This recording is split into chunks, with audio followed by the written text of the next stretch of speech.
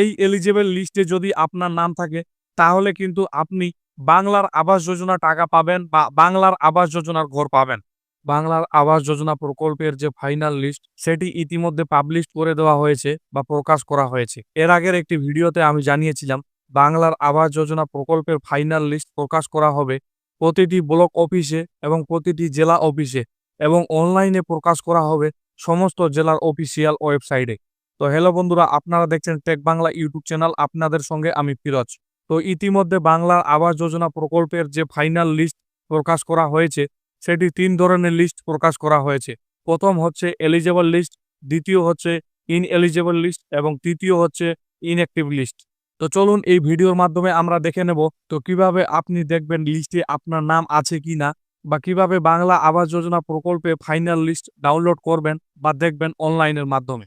তার আগে আপনাদের কাছে ছোট্ট একটি অনুরোধ, ভিডিওটি প্রথম থেকে শেষ অবধি দেখার অনুরোধ রইল। পাশাপাশি চ্যানেলে নতুন হলে চ্যানেলটিকে সাবস্ক্রাইব করে বেল আইকনটি ক্লিক করে রাখবেন পরবর্তীতে লেটেস্ট আপডেট বা নতুন ভিডিওর নোটিফিকেশন পেতে। তো বাংলার আবাস যোজনা প্রকল্পের ফাইনাল লিস্ট দেখার জন্য আপনি আপনার মোবাইল, ল্যাপটপ বা কম্পিউটার থেকে একটি ইন্টারনেট ব্রাউজার খুলে নেবেন। ইন্টারনেট ব্রাউজারটি খুলে নেওয়ার পর গুগল সার্চ বারে লিখে দিতে হবে আপনার ডিস্ট্রিক্টের নাম বা আপনার জেলার নাম। আপনি যে জেলার বাসিন্দা সেই জেলার নাম আপনাকে গুগল সার্চ বারে লিখে সার্চ করে দিতে হবে। জেলার নাম লিখে সার্চ করে দেওয়ার পর আপনার জেলার যে অফিসিয়াল ওয়েবসাইট সেই ওয়েবসাইটে আপনাকে ক্লিক করে দিতে হবে। ক্লিক করে দেওয়ার পর আপনাদের সামনে আপনার জেলার যে অফিসিয়াল ওয়েবসাইট সেই ওয়েবসাইটটি ওপেন হয়ে যাবে বা খুলে যাবে। এবার বাংলার আবাস যোজনার ফাইনাল লিস্ট দেখার জন্য আমাদের এই নোটিশে ক্লিক করে দিতে হবে। নোটিশে ক্লিক করে দেওয়ার পর আপনারা দেখতে পাচ্ছেন অ্যানাউন্সমেন্ট, এই অ্যানাউন্সমেন্টে ক্লিক করে দিতে হবে। অ্যানাউন্সমেন্টে ক্লিক করে দেওয়ার পর আমরা একটু স্ক্রল করে নিচে যাব। স্ক্রল করে নিচে আসার পর আপনারা প্রথমে যে নোটিশটি দেখতে পাচ্ছেন এই নোটিশটি হলো বাংলার আবাস যোজনা প্রকল্পের ফাইনাল লিস্টের নোটিশ। তো এই নোটিশটি দেখার জন্য বা বাংলার আবাস যোজনা প্রকল্পের লিস্ট দেখার জন্য আপনারা এই লিঙ্কটি দেখতে পাচ্ছেন, এখানে আপনাদের ক্লিক করে দিতে হবে।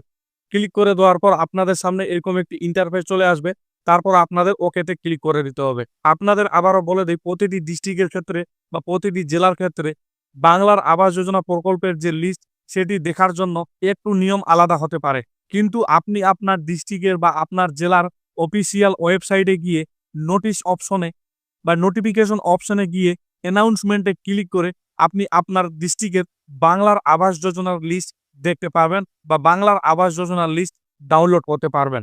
তো প্রতিটি ডিস্ট্রিক্টের ক্ষেত্রে একটু আলাদাভাবে লিস্ট প্রকাশ করা হয়েছে বা লিস্ট পাবলিশ করা হয়েছে। তো আপনার ডিস্ট্রিক্টের ক্ষেত্রে আপনি একটু দেখে নেবেন, আপনার ডিস্ট্রিক্টে হয়তো একটু আলাদা নিয়ম হতে পারে। এই লিঙ্কে ক্লিক করে দেওয়ার পর এরকম একটি পপআপ আসবে, এখানে ওকেতে ক্লিক করে দিতে হবে। ক্লিক করে দেওয়ার পর আপনাদের সামনে এরকম একটি ইন্টারফেস আসবে। হয়তো আপনার ডিস্ট্রিক্টের ক্ষেত্রে এরকম ইন্টারফেস নাও আসতে পারে, ডাইরেক্ট আপনাকে এলিজিবল লিস্ট বা অ্যাক্টিভ লিস্ট বা ইনঅ্যাক্টিভ লিস্ট দেখিয়ে দিতে পারে। তো যাদের নাম স্যাংশন হয়েছে তাদের নাম এই লিস্টে আছে।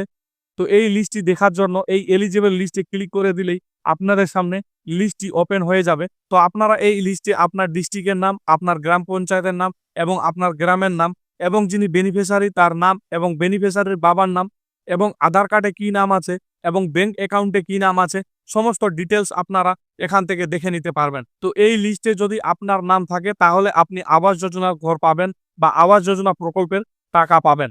আমি এই ভিডিওর মাধ্যমে আরেকটি ডিস্ট্রিক্টের বা আর একটি জেলার লিস্ট আপনাদের দেখিয়ে দিই। তো বাংলা আবাস যোজনা প্রকল্পের ফাইনাল লিস্ট দেখার জন্য আপনারা নোটিশ বা নোটিফিকেশন বলে একটি অপশন দেখতে পাবেন। এই অপশনে যাওয়ার পর অ্যানাউন্সমেন্টে ক্লিক করে দিবেন বা আপনার ডিস্ট্রিক্টের বা জেলার অফিসিয়াল ওয়েবসাইটে আসার পর আপনারা মোর বলে একটি অপশন পাবেন। এই মোর অপশনে ক্লিক করে দিলেই আপনাদের সামনে অনেকগুলি অপশন চলে আসবে।